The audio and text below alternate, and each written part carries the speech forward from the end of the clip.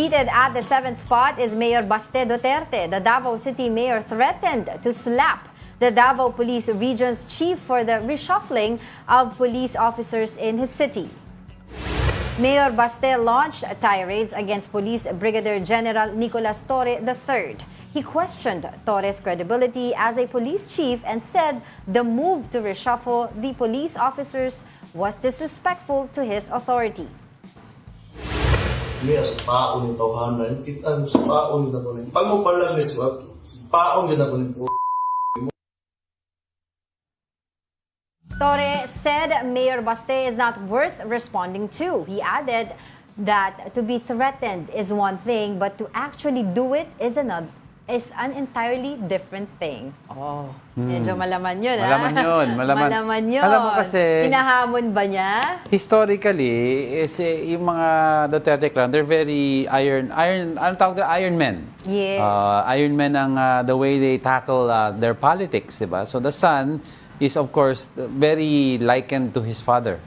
Di ba? So yung the way he yung rhetoric, ang tawag na rhetoric ba? Oo, rhetoric. Yung rhetoric niya. Ganun talaga sila. Pero sabi Tsaka, di ba, if you can remember, during the Duterte's administration, talagang very, kumbaga, ano man tawag din, very close ang relationship niya with the police at saka soldiers. It's because parang at that time, yung mayor had the appointing power kasi sa mga sundalo, di ba?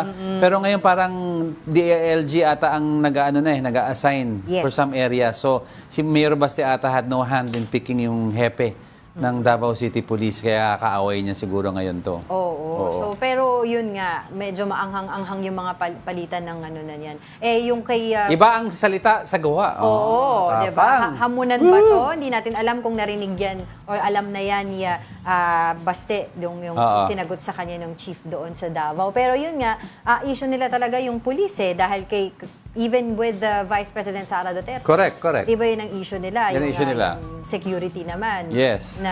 Pero feeling ko din na divert lang to ni Vice President Sara Duterte yung usapin Ayoko naman gano'n. Doon sa pagkawala niya during the bagyo, di ba? Yeah. Kahit na ba sabihin mo pa na nandiyan dyan yung team mo in place, na nasabi mo na lahat ng dapat gawin, iba pa rin yung, di ba, true leadership na pangpapakita ka nandoon Through action. sa action na. Correct. In times of need.